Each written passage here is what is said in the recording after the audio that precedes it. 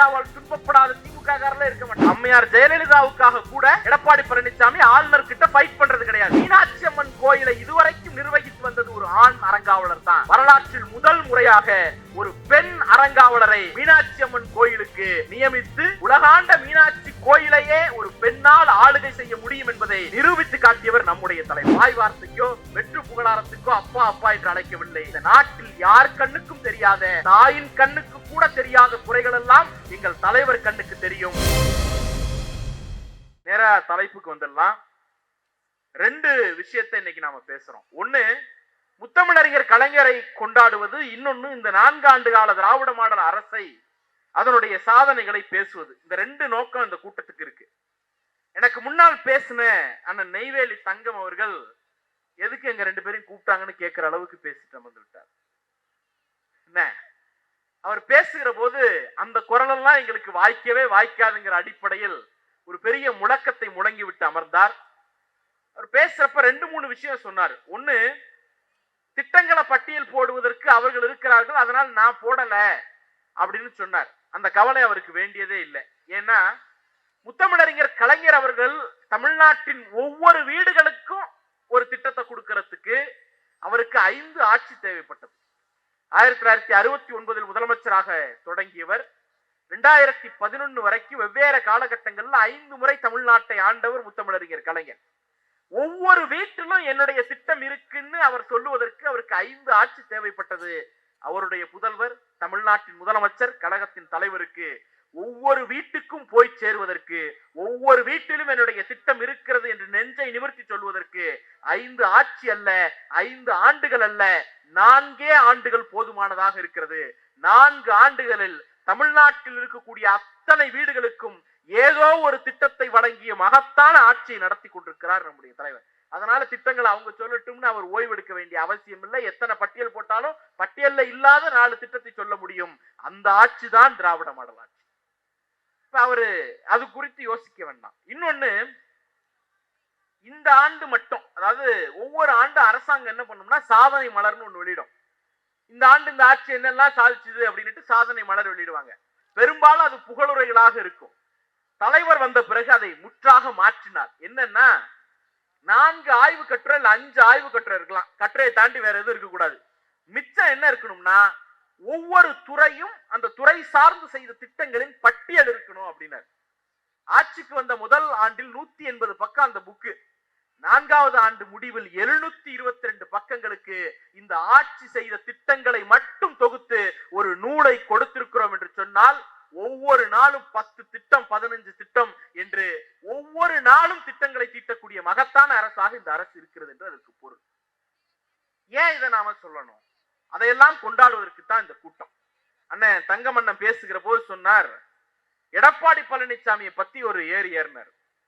பழனிசாமி என்ன பண்ணாருங்கிறத ஒரே ஒரு அவருடைய கொடூரத்தன்மைக்கு சாட்சியாக ஒரே ஒரு செய்தியை சொன்னார். என்னன்னா, தர்மபுரி பஸ் எரிப்பு குற்றவாளிகளை பழனிசாமி விடுதலை செய்தார் அப்படிங்கிற செய்தியை சொன்னார். அவர் சொல்ல மறந்த செய்தி ஒண்ணு இருக்கு. என்னன்னா, உங்க அத்தனை பேருக்கும் தெரியுமா தர்மபுரி பஸ் எரிப்பு குற்றவாளிகள் என்ன அப்படிங்கிறது எல்லாருக்கும் தெரியும்.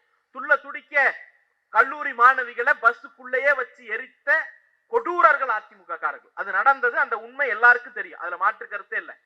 ஆனா அவரை பழனிசாமி விடுவிச்சாருங்கிறதையும் நெய்வேலி தங்கமண்ணன் இங்க சொல்லிட்டார். எப்படி விடுவிச்சார் தெரியுமா? அங்கதான் பிரச்சனை இருக்கு. இன்னைக்கு ஆளுநருக்கும் நமக்கும் ஒரு சண்டை நடந்துட்டு இருக்கு. யாருக்கு? ஆளுநருக்கும் நமக்கும். இந்த ஆளுநர் எப்படிப்பட்டவர்ங்கிறது சொல்றேனே. இங்க இருக்காங்கல்ல அக்காக்கள், இந்த அக்காக்கள் ஏதாவது ஒரு தப்பு பண்ணா அவங்க மேல எஃப்ஐஆர் போடலாம். முன்னால இருக்கிற நீங்க ஏதாவது தப்பு பண்ணீங்கன்னா எஃப்ஐஆர் போடலாம். நான் தப்பு பண்ணா எஃப்ஐஆர் போடலாம். எம்எல்ஏ, எம்பி, அமைச்சர், முதலமைச்சர், பிரதமர் யார் தப்பு பண்ணாலும் அவங்களை என்ன பண்ணலாம்? எஃப்ஐஆர் போடலாம், கோர்ட்ல கொண்டு போய் நிறுத்தலாம்.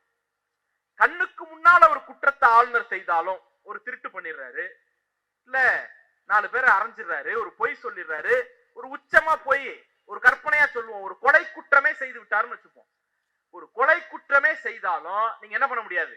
ஆளுநர் மேல எஃப்ஐஆர் போட முடியாது, ஆளுநரை கோர்ட்டுக்கு இழுக்க முடியாது, ஆளுநரை கொண்டு வந்து நீதிமன்றத்தில் நிறுத்த முடியாது.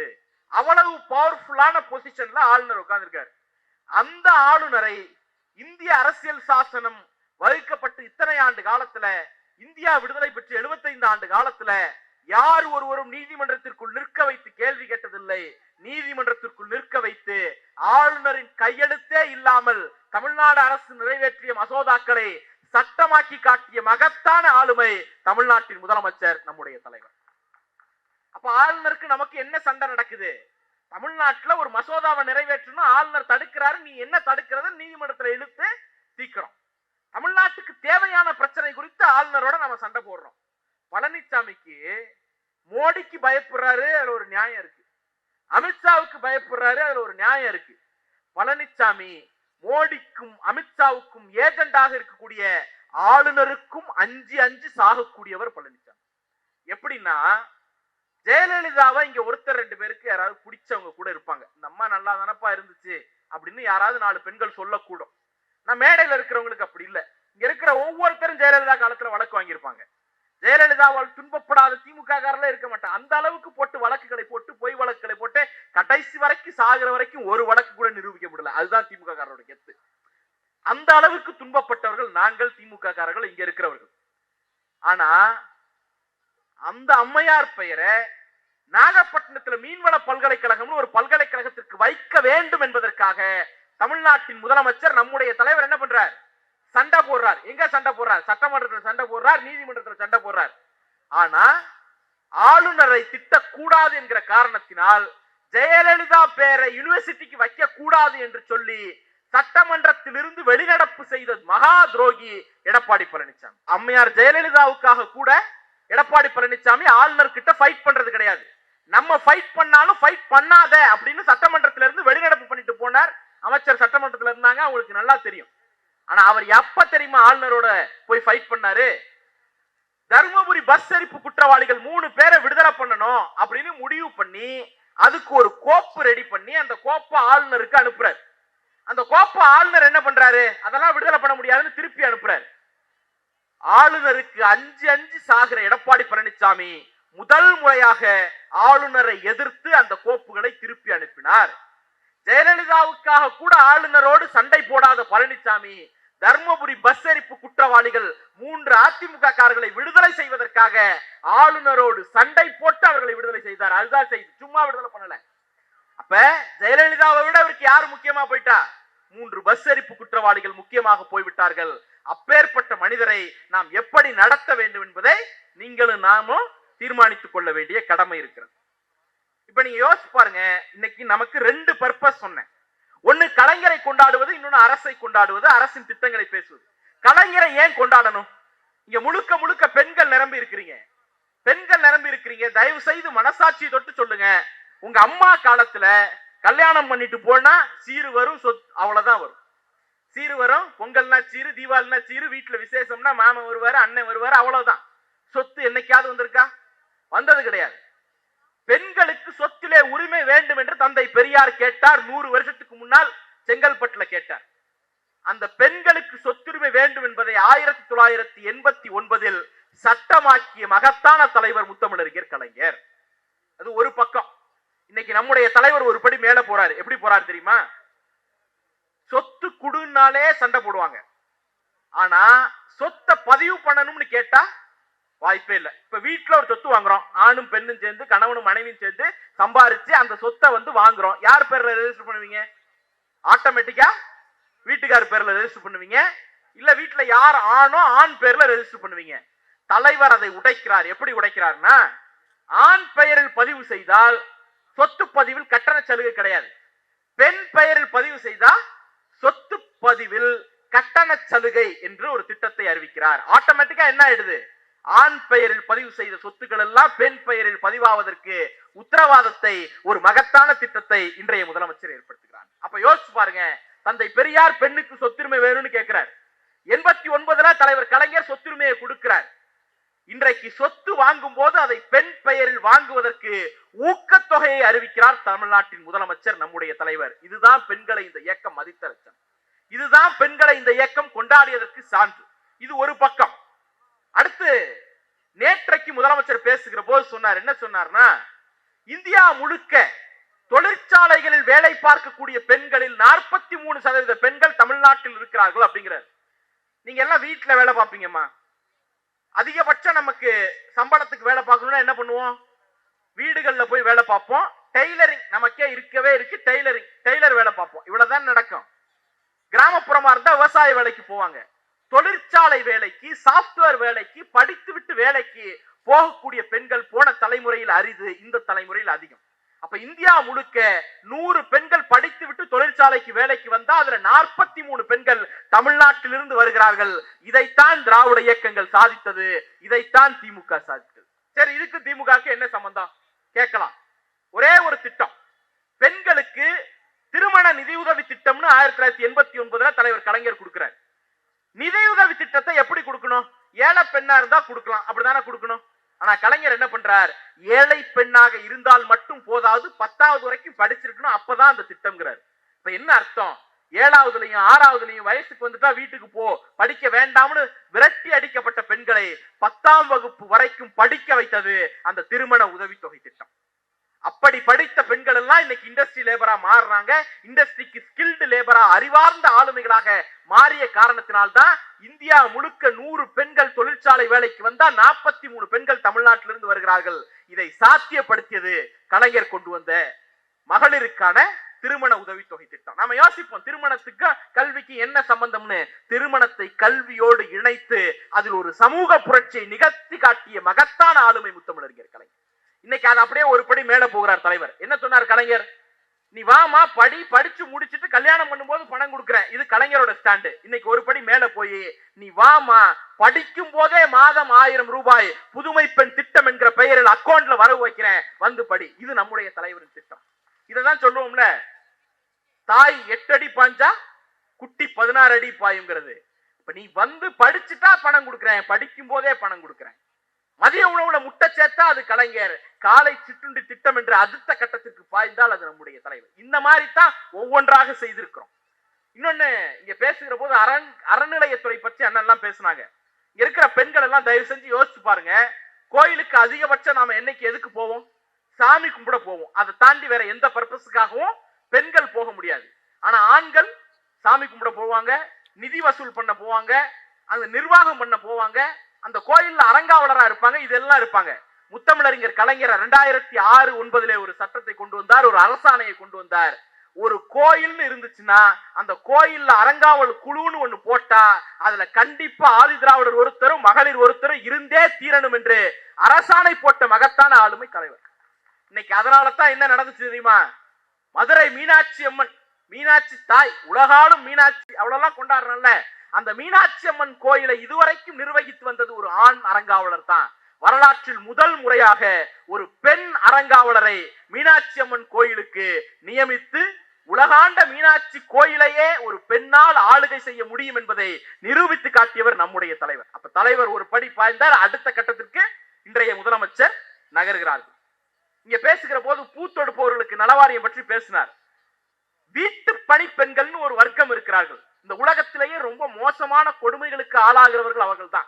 மதிக்க மாட்டாங்க, சரியா உணவு கிடைக்காது, சரியா ஊதியம் கிடைக்காது, ஒரு லீவு கேட்கணும்னா அவ்வளவு படாத பாடுபடணும். அப்ப அந்த பெண்களை இதுவரைக்கும் யாரும் கண்டுக்கல. உலகத்தில் ஒரே ஒரு தலைவர் தான் கண்டு கொண்டார். அந்த தலைவருக்கு பேர் தான் முத்தமிழறிஞர் கலைஞர். வீட்டு பணிப்பெண்கள் நலவாரியம்னு ஒரு வாரியத்தை அமைத்து அவர்களின் உரிமைகளுக்காகவும் போராடிய தலைவர் நம்முடைய தலைவர். இன்னைக்கு நம்ம அதுக்கு அடுத்த கட்டத்துக்கு வந்திருக்கோம். சுய உதவி குழு, இங்க எல்லாரும் சுய உதவி குழுல இருப்பீங்க. சுய உதவி குழுனுடைய பர்பஸ் என்ன? பெண்களை அதிகாரப்படுத்தணும். பெண்கள் அது வந்து நீங்க கடன் வாங்குறீங்க, வேலை செய்யறீங்க, போறீங்க வரீங்க, இதெல்லாம் அப்புறம். பெண் கையில பணப்புழக்கத்தை உண்டு பண்ணணும். அதுதான் மகளிர் சுய உதவி குழுனுடைய அடிப்படை. காசு இருந்தா தான் வீட்டுல மதிப்பாங்க. அதான் பெண் யாரா இருந்தாலும். இப்ப குழு கடன் வாங்கிட்டு வந்த உடனே ஒரு வாரம் வீட்டுல உங்களுக்கு இருக்கிற மதிப்பு அப்படியே மேல இருக்கும். இருக்கா இல்லையா? உண்டா இல்லையா? அந்த காசு தீர்ற வரைக்கும் அப்படியே ஹைட்ல வச்சிருப்பாங்க. காசு தீர்ந்த பிறகு வழக்கமா. அப்ப அந்த பெண்களுக்கு பணப்புழக்க அதிகாரத்தை கொடுக்க வேண்டும் என்கிற சிந்தனை இந்த நாட்டில் முதல் முறையாக முத்தமிழறிஞர் கலைஞருக்கு தான் தோன்றியது. 10 வருஷம் கழிச்சு 89 இவர் ஆரம்பிச்சார். 99 இந்தியா முழுக்க விரிவாக்கம் பண்ணாங்க. அந்த மகளிர் சுய உதவி குழுக்களை 10 ஆண்டு அதிமுக ஆட்சி கெடுத்து குட்டிச்சோரா வச்சிருந்துச்சு. எப்படி தெரியுமா? கடன் கொடுக்கிறது கிடையாது, புதிய குழுக்களை உருவாக்குறது கிடையாது, இருக்கிற குழுவெல்லாம் மூடுறது, இப்படி படுபாதக செயல்களில் இறங்கியது அதிமுக ஆட்சி. எடப்பாடி பழனிசாமி தலைவர் வந்தார். இந்த 4 ஆண்டுகளில் 2 முக்கியமான சாதனையை செய்திருக்கிறோம். ஒண்ணு, புதிதாக 1.25 லட்சம் மகளிர் சுய உதவி குழுக்களை உருவாக்கி இருக்கோம். அப்ப என்ன அர்த்தம்? குழுவுக்கு 10 பேர்னு வச்சிருந்தாலும் 10 லட்சம் மகளிரை புதிதாக ஒரு சமூக கட்டமைப்புக்குள்ள, அதிகாரம் பெறக்கூடிய கட்டமைப்புக்குள்ள கொண்டு வந்திருக்கோம். கடந்த 10 ஆண்டுகளில், குறிப்பா எடப்பாடி பழனிசாமியினுடைய 4 ஆண்டுகளில் மகளிர் சுய உதவி குழுக்கு கொடுத்த கடனே 35,000 கோடி தான். இந்த ஒரே நிதியாண்டில் நாம் கொடுக்கக்கூடிய கடன் 35,000 கோடி. மொத்தமா 5 ஆண்டு முடிவில் 1.5 லட்சம் கோடி மகளிர் சுய உதவி குழுக்கு கடனா கொடுத்திருக்கோம். அப்ப என்ன பண்றோம்? மகளிர் சுய உதவி குழு உருவாக்குறோம், அவர்களுக்கு கடன் கொடுக்கிறோம். அந்த கடனுக்கு வட்டி 12% 6லிருந்து 3% குறைத்திருக்கிறோம். என்ன அர்த்தம்னா, கடன் பெறுகிறார்கள், தொழில் ஈட்டுகிறார்கள், அதனால வருமானம் வருகிறது, கடனை அடைக்கிறார்கள். சாதாரண எளிய பெண்களை தொழில் முனைவோர்களாக மாற்றி அழகு பார்த்த இயக்கம் திராவிட முன்னேற்ற கழகம். நேற்றைக்கு ஒரு செய்தி, இன்னைக்கு காலையில முரசொலியில கூட வந்தது. நம்முடைய அமைச்சர் அவர்களுடைய டிபார்ட்மெண்ட்டுக்கு உட்பட்ட MSME கீழே இந்தியாவிலேயே அதிகபட்ச MSME பெண்கள் தமிழ்நாட்டில் தான் இருக்கிறார்கள் என்கிற வரலாற்றை நாம் பதிவு செய்திருக்கிறோம். இப்ப இதுக்கு பின்னால ஒரு 30 ஆண்டு கால வரலாறு இருக்கு. நீங்க அடுத்து வாங்க. பெண்களுக்கு சொத்துரிமை கொடுத்தது மட்டும் கிடையாது, கலைஞர் இன்னொன்னும் பண்ணாரு. சமத்துவபுரம்னு வீடு வழங்கும் திட்டம் வந்த போது அந்த சமத்துவபுரம் வீடுகளை பெண்கள் பெயரில் தான் பதிவு செய்ய வேண்டும் என்று சொன்னது முத்தமிழறிஞர் கலைஞர். இன்னைக்கு நம்முடைய அமைச்சருடைய கட்டுப்பாட்டில் இருக்கக்கூடிய தமிழ்நாடு நகர்ப்புற வாழ்விட மேம்பாட்டு வாரியத்தில், முன்ன அது குடிசை மாற்று வாரியமா இருந்துச்சு, 50-60 ஆண்டுகளாக அது ஆண் பெயரில் தான் அந்த பத்திரம் கொடுக்கப்பட்டது. வரலாற்றில் முதல் முறையாக தமிழ்நாடு நகர்ப்புற வாழ்விட மேம்பாட்டு வாரியத்தின் உரிமை பத்திரத்தை பெண்களின் பெயரில் தான் கொடுக்க வேண்டும் என்று சட்டத்தை, அரசாணையை நிறைவேற்றியவர் இன்றைய முதலமைச்சர், நம்முடைய தலைவர். அப்போ ஒவ்வொரு காலகட்டத்திலையும் நாம டிராவல் பண்ணி வந்திருக்கோம். ஒவ்வொரு காலகட்டத்திலையும் அடுத்தடுத்து நகர்ந்து போய்கிட்டே இருக்கும். அடுத்ததாக இந்த அரசினுடைய செயல் திட்டம். இந்த அரசோட செயல் திட்டம் குறித்து பேசுகிற போது ஒரு தலைவருக்கு 2 பார்வை இருக்கணுமா? ஒண்ணு மேல, இன்னொன்னு கீழே. மேல மட்டுமே பார்த்துக்கிட்டு இருந்தா தலைவரா இருக்க முடியாது, கீழே மட்டுமே பார்த்துக்கிட்டு இருந்தாலும் தலைவரா இருக்க முடியாது. நாடு முழுக்க சூப்பர் ஸ்பெஷாலிட்டி ஹாஸ்பிட்டல் கட்டுறோம், நாடு முழுக்க பெரிய பெரிய லைப்ரரி கட்டுறோம், தமிழ்நாடு முழுக்க 10,000 கோடி 15,000 கோடி 1 லட்சம் கோடின்னு பெரிய பெரிய இண்டஸ்ட்ரி கொண்டு வரோம். 1 லட்சம் கிலோமீட்டருக்கு மேல சாலைகளை புதுப்பிச்சிருக்கோம், சாலைகளை போட்டுட்டு இருக்கோம். தமிழ்நாடு முழுக்க பாதாள சாக்கடை திட்டங்கள் நடைபெற்றுக் கொண்டிருக்கிறது. பெரிய பெரிய தொழில் பேட்டைகள் உருவாகிட்டு இருக்கு. விமான நிலையத்துல தொடங்கி மெட்ரோ வரைக்கும் அவ்வளவு திட்டங்கள் இங்க நடந்துகிட்டு இருக்கு. இதெல்லாம் மேட்டு பார்வை, மேல இருக்கக்கூடிய பெரிய பெரிய திட்டங்கள். கண்ணுக்கு தெரியாத விஷயத்தையும் ஒரு அரசு கவனிக்கணும். எப்படி தெரியுமா? நம்ம ஊர்ல எல்லாம் வீடுகள்லயே பார்த்தா எத்துப்பல் கொண்ட குழந்தைகள் இருக்கும், பார்த்திருப்பீங்க. இந்த எத்துப்பல் கொண்ட குழந்தைகளுக்கு என்ன பிரச்சனை? பல்லு எத்துப்பல்லா இருக்கும், கிளிப்பு போட்டா சரியாயிடும். இந்த கிளிப்பு போடக்கூடிய வசதி இல்லாத குழந்தை என்ன பண்ணும்? வசதி இருக்கிற குழந்தைக்கு கிளிப்பு போட்டுருவீங்க, வசதி இல்லாத குழந்தைக்கு சரி இது உயிர் போகிற பிரச்சனையானா இல்ல, அதனால ஏதாவது சுகாதார கேடு வருமானா இல்ல, அதனால ஏதாவது நோய் வருமானா இல்ல. ஆனா உளவியல் ரீதியாக காசு இல்லாததுனால கிளிப்பு போட முடியல, அதனால எத்துப்பல்லா இருக்குன்னு ஒரு குழந்தை சாகுற வரைக்கும் உள்ள வெந்து வெந்து புழுங்கும்ல. இதை யாராவது யோசிச்சிருக்கமா? உங்களுக்கு தோணுச்சா? எனக்கு தோணுச்சா? தமிழ்நாட்டின் முதலமைச்சருக்கு தோணியது. அரசு பள்ளி மாணவர்களுக்கு திருநெல்வேலி மாவட்டத்தில் முதல் முறையாக CSR ஃபண்ட் மூலமா எத்துப்பல் கொண்ட குழந்தைகளுக்கு பல் கிளிப்பு போடுற திட்டத்தை அறிவித்த ஒரே அரசு திராவிட மாடல் அரசு. அப்ப 10,000 கோடிக்கு இண்டஸ்ட்ரி கட்டுறது மட்டும் கிடையாது, பல்லு எத்துப்பல்லா இருக்கக்கூடிய குழந்தைக்கு கிளிப்பு மாற்றுறது வரைக்கும் பார்த்து பார்த்து செய்யக்கூடிய அரசு இந்த அரசு. நீங்க யோசிச்சு பாருங்க, திருவள்ளூர் பஸ் ஸ்டாண்டுக்கு பக்கத்துல ஒரு நரிக்குறவர் சமூகத்து குடும்பம் வசித்துட்டு இருக்கு.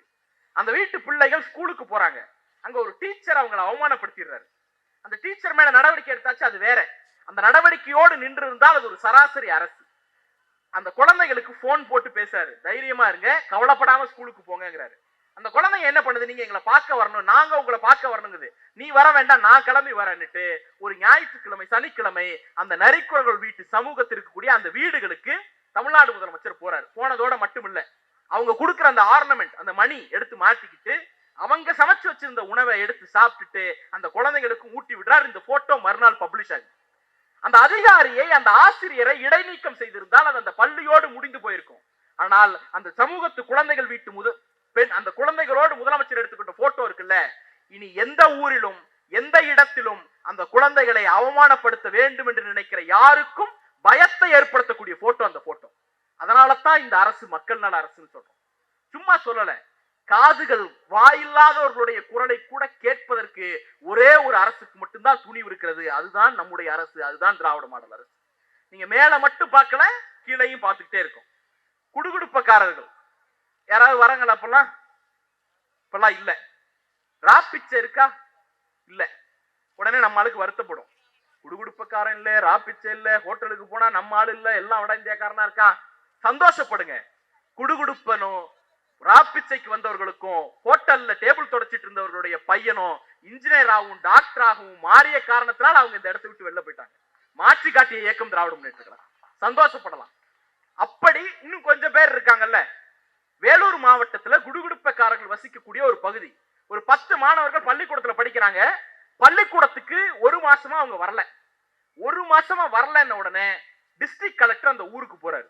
போய் 10 பிள்ளையும் பிடிச்சு படிப்போட அவசியம் என்ன, படிக்கலன்னா என்ன ஆகும் என்று மிரட்டி விட்டு படிப்பின் அவசியத்தை பாடம் எடுத்து விட்டு வருகிறார். யோசிச்சு பாருங்க. புள்ள ஸ்கூலுக்கு போலன்னா யாருக்கு அக்கறை இருக்கணும்? அப்பாவுக்கு, அம்மாவுக்கு, ஊருக்காரனுக்கு, தெருக்காரனுக்கு, சொந்தக்காரனுக்கு, சாதிக்காரனுக்கு, மதத்துக்காரனுக்கு யாராவது இருக்கணும்ல. யாருக்குமே இல்ல. அவர்கள் யாருக்கும் இல்லாத அக்கறை தமிழ்நாட்டின் முதலமைச்சருக்கு இருக்கிறது. அதனால தான் அப்பான்னு கூப்பிடுறோம். சும்மா இல்ல. சும்மா ஏதோ நாங்க வாய் வார்த்தைக்கோ வெற்று புகழாரத்துக்கோ அப்பா அப்பா என்று அழைக்கவில்லை. இந்த நாட்டில் யார் கண்ணுக்கும் தெரியாத, தாயின் கண்ணுக்கு கூட தெரியாத குறைகள் எல்லாம் எங்கள் தலைவர் கண்ணுக்கு தெரியும். அதையெல்லாம் நிவர்த்தி செய்து கொடுக்கக்கூடிய ஒரு மகத்தான அரசாக இந்த அரசு இருக்கிறது. ரொம்ப வேண்டாம். இன்னைக்கு ஒரு அரசாணை வந்திருக்கு. பள்ளிக்கூடத்துக்கு பிள்ளைகள் போகுது. அந்த பள்ளிக்கூடத்துக்கு போகிற பிள்ளைகளுக்கு சாப்பாடு கொடுத்து விடுவோம். 1/2 பாட்டில் தண்ணி கொடுத்து விடுவோம். 1/2 லிட்டர் தண்ணி. அவ்வளவுதானே. அந்த குழந்தைங்க ஒழுங்கா தண்ணி சாப்பிடுச்சா இல்லையாங்கிறத கண்டுபிடிச்சிருவீங்க. தண்ணி குடிச்சா இல்லையான்னு. இன்றைக்கு ஒரு திட்டத்தை தமிழ்நாட்டின் முதலமைச்சர் அறிவித்திருக்கிறார். வாட்டர் பெல் ஸ்கீம்னு பேரு. ஒரு நாளைக்கு 4 முறை பள்ளிக்கூடத்தில் தண்ணி குடிப்பதற்கென்றே ஒரு பெல் அடிக்கப்படும். அப்போ ஒரு பள்ளிக்கூடத்துல ஒரு குழந்தை தண்ணி குடிச்சுச்சா இல்லையாங்கிறது வரைக்கும் பார்த்து பார்த்து செய்யக்கூடிய அரசு. காலில் இருக்கக்கூடிய பாதங்களை பாதுகாப்போம்னு ஒரு திட்டம், பல் கிளிப்பு போட ஒரு திட்டம், உளவியல் ஆலோசனை வழங்க ஒரு திட்டம், தண்ணி குடிக்க வைக்க ஒரு திட்டம் என்று வரிசையாக திட்டங்களால் எளிய மக்களை சென்று சேரக்கூடிய மகத்தான அரசு இந்த அரசு. 2 செய்தியோடு நான் நிறைவு செய்கிறேன். ஒன்று, அதிமுகவின் துரோகங்கள். யோசிச்சு பாருங்க. இன்னைக்கு தமிழ்நாட்டை எப்படியாவது களவாட வேண்டும், எப்படியாவது தமிழ்நாட்டின் வளர்ச்சியை முடக்க வேண்டும் என்று பாஜக துடிக்கிறது. என்னென்னமோ பண்ணி பார்த்தாங்க, எதுவும் வேலைக்காகல. கடைசியாக முருகரை கையில் எடுத்து மாநாடு கூட்டி இருக்கிறாங்க. மாநாடெல்லாம் கூட்டின அதெல்லாம் பிரச்சனை இல்லை. அதுல தீர்மானம்னு ஒரு 6 தீர்மானம் போட்டிருக்கீங்க.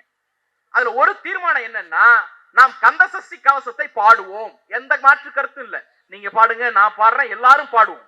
ரோட்ல மட்டும் இல்ல, முருகன் வசிக்கக்கூடிய கருவறைக்குள்ளேயும் கந்தசஷ்டி பாடுவோம்னு நான் சொல்றேன். இத சொல்ல எந்த பாஜக காரனுக்காக தெம்பு இருக்கா?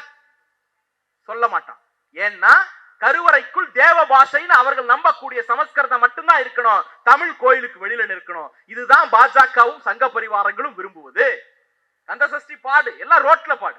கோயில் அதாவது சொல்லுவாங்கல்ல, தம்பி பழக்க வழக்கம் எல்லாம் பஞ்சாயத்தோட இருக்கணும், வீட்டுக்குள்ள வரக்கூடாதுமாங்கல்ல. அந்த மாதிரி கந்தசஷ்டி கவசம் எல்லாம் கோயிலுக்கு வெளியில இருக்கணும், கர்ப்பகிரகத்துல இருக்கக்கூடாது. இது பாஜகவோட பாலிசி.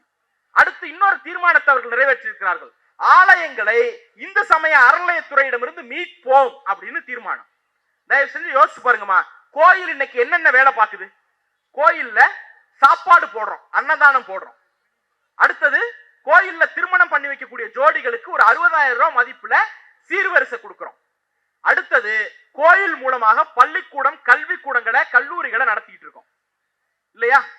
கோயில் சோறு போடுது, கோயில் கல்வி கொடுக்குது, கோயில் திருமணத்துக்கு சீர்வரிசை கொடுக்குது. கோயில்ல பணியாற்றக்கூடிய அதிகாரிகள் இந்து மதத்தை நம்பக்கூடியவர்கள் மட்டும்தான் இருக்கணும், வேற யாரும் இருக்க முடியாது. அதுதான் அறநிலையத்துறை சட்டம். இப்ப இந்த 4 விஷயமும் இருக்குல்ல. அப்ப கோயிலின் சொத்து சாப்பாடு மூலமா எல்லா சாதி இந்துக்களுக்கும் போகுது. கோயிலின் சொத்து திருமண சீர்வரிசை மூலமா எல்லா சாதி இந்துக்களுக்கும் போகுது. கோயிலின் சொத்து கல்வி நிலையங்கள் மூலமா எல்லா சாதி இந்துக்களுக்கும் போகுது. கோயிலின் பணியிடங்கள் சம்பளம் மூலமா எல்லா சாதி இந்துக்களுக்கும் போகுது. இதை என்ன பொறுத்துக்கொள்ள முடியல. உங்களுக்கும் எனக்கும் கிடைச்சிட்டா அவர்களால் பொறுத்து கொள்ளவே முடியாது. மொத்த சொத்தையும் ஒரு 3% இருக்கக்கூடிய குறுங்குழு அனுபவிக்க வேண்டும் என்பதற்காக அறநிலையத்துறையிடமிருந்து ஆலயங்களை மீட்க வேண்டும் என்று துடிக்கிறார்கள். ஒரே ஒரு கேள்வி கேட்போம், அறநிலையத்துறையிலிருந்து மீட்டுருவோம். மீட்டு யார் கையில கொடுக்க போற? எங்க கையில கொடுக்க போறியா? பெரும்பான்மை இந்து மக்கள் கையில கொடுக்க போறியா? இல்ல. அப்ப அவர்கள் விரும்புவதெல்லாம் நம்மை துண்டாட வேண்டும் என்று நினைக்கிறார்கள். தமிழ்நாடு ஒருபோதும் அதை அனுமதிக்காது. ஆலம்பனா பூதம் கேள்விப்பட்டிருக்கீங்களா? இந்த மைடியர் பூதத்துல இது விளக்க தேய்ச்சா ஒரு பூதம் வந்து நிக்கும்ல, அலாவுதீனும் அற்புத விளக்கும் இல்லையா? இந்த ஆலம்பனா பூதம் சொல்லுங்க எஜமான்னு கேட்கும்ல, ஆலம்பனா பூதம் கூட சொன்னாதான் செய்யும். இங்க ஒரு அடிமை பூதம் இருக்கு எடப்பாடி பழனிசாமின்னு, அது சொல்லாமலேயே செய்யும்.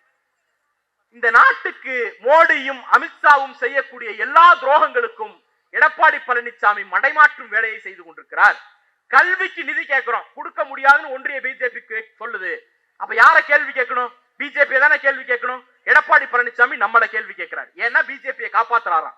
100 நாள் வேலை திட்டத்துக்கு நிதி கேட்டோம், கொடுக்க வேண்டிய காசை கேட்டோம். யார கேட்கணும்? பிஜேபி கேட்கணும். ஆனா எடப்பாடி பழனிசாமி நம்மள கேட்டாரு.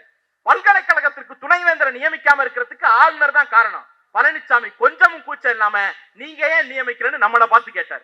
நீட் ஒழிப்புன்னு நாம கொள்கை முடிவு எடுத்துட்டோம், சட்டமன்றத்தில் தீர்மானம் போட்டுட்டோம், ஆளுநர் குடியரசுத் தலைவருக்கு போயிடுச்சு.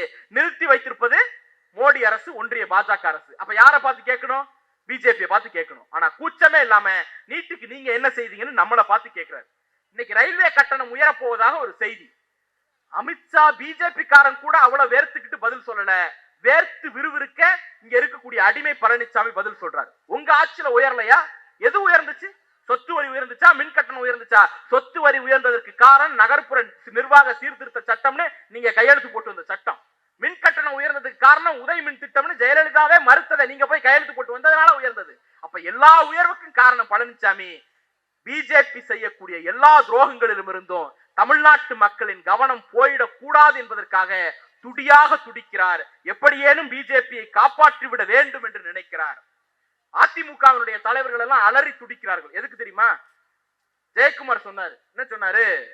முடிசூடா மன்னனா இருந்தேன், முடிசூடா மன்னனா இருந்தா என்ன வீழ்த்திட்டாங்க அப்படின்னாரு. பிஜேபியோட கூட்டணி வைப்பது தற்கொலைக்கு சமம் ஒரு அதிமுக அமைச்சர், முன்னாள் அமைச்சர் சொன்னாரு. நான் தோக்குற ஆளாங்க, நான் எப்படிங்க தோத்தேன் சொன்னது ஒரு அதிமுக முன்னாள் அமைச்சர். அலறி துடித்தது அதிமுக காரர்கள். ஏன் தெரியுமா பயந்தாங்க? பிஜேபியோட கூட்டு வச்சா இஸ்லாமியர் ஓட்டு போயிடும், கிறிஸ்தவர் ஓட்டு போயிடும் என்பதற்காக அவர்கள் பயப்படவில்லை. அதெல்லாம் இந்தியாவினுடைய பிற பகுதிகளில், தமிழ்நாட்டில் மட்டும்தான் பிஜேபியோடு கூட்டு வைத்தால் பெரும்பான்மை இந்து மக்களினுடைய ஓட்டும் சேர்ந்தே போயிடும் அவங்களுக்கு நல்லா தெரியும். அதனால பயந்தார்கள். எங்க ஊரு கும்பகோணம் பக்கத்துல பாபநாசம் ஊர், எங்க ஊர் பக்கத்துல ஒரு கோயிலுக்கு நர்கிஸ் கான் ஒருத்தர் அரங்காவலரா போடுறாங்க. உடனே எல்லாம் எப்படி ஒரு இஸ்லாமியர் அரங்காவலரா போடலாம், ஊன்னு தைய தக்கான்னு குதிக்கிறான். ஆனா நடந்தது என்ன தெரியுமா? அந்த நர்கிஸ் கான் பிறப்பால் ஒரு இந்து, நம்பிக்கையால் ஒரு இந்து, டெய்லி சாமி கும்பிடக்கூடிய ஒரு இந்து. அப்புறம் எப்படி அவர் பேர் நர்கிஸ் கான்? அவங்க அம்மா பிரசவ வலியால் துடித்த போது வைத்தியம் பார்த்த மருத்துவர் பேர் நர்கிஸ் கான், அதனால அவருடைய பேரு நர்கிஸ் கான். இதுதான் தமிழ்நாடு. இந்த பயம்தான் அதிமுகவை உலுக்கி எடுக்கிறது. ஆனாலும் ஏன் கூட்டணி வச்சாங்க? சம்பந்தி வீட்டுல ஒரே ரைடு கட்சியை கொண்டு அடகு வச்சார். நாளைக்கு அவர் வீட்டுல ரைடு அடிச்சா தமிழ்நாட்டையும் அடகு வைப்பார். அதனால தான் இன்னைக்கு பிஜேபியை காப்பாற்றுவதற்காக எந்த எல்லைக்கும் சென்று அவர் போராடி கொண்டிருக்கிறார். தமிழ்நாட்டின் முதலமைச்சர், நம்முடைய தலைவர் இன்றைக்கு ஒரு அறிவிப்பை வெளியிட்டிருக்கிறார்கள். மண் மொழி மானம் காக்க ஒன்றிணைவோம் என்று ஒரு அறிவிப்பை வெளியிட்டிருக்கிறார்கள். அது என்ன மண் மொழி மானம் காப்பது? இந்தியாவில் எல்லா மாநிலமும் மோடியிடம் வீழ்ந்து விட்டது. காஷ்மீர்ல தொடங்கி, டெல்லியில தொடங்கி, பஞ்சாப், வெஸ்ட் பெங்கால், பஞ்சாப் எல்லா இடங்களிலும் அவர் யாரையெல்லாம் குறிவைத்தாரோ அத்தனை பேர் வீழ்ந்து விட்டார்கள். மகாராஷ்டிரா, ஒடிசா, பீகார், உத்தரப்பிரதேசம், கேரளாவில் கூட ஒரு எம்பி பெற்று விட்டார்கள். அவர்கள் இதுவரைக்கும் நுழைய முடியாத, இதுவரைக்கும் கால் வைக்க முடியாத ஒரே நிலம் தமிழ் நிலம். அதற்கு காரணம் நாம் போற்றி பாதுகாத்து வரக்கூடிய நம்முடைய தமிழ் மொழியும் தமிழ் மானமும். எனவே இந்த மொழியை அழிக்கவும், நம் மானத்தை கெடுக்கவும், நம் நிலத்தை அபகரிக்கவும் சங்க பரிவார கூட்டமும் அதிமுக அடிமைகளும் ஒன்று சேர்ந்து வருகிறார்கள். தலைவர் தலைமையில் மொழியை, மானத்தை, நிலத்தை காக்க போராடுவோம், வெற்றி பெறுவோம். நன்றி, வணக்கம்.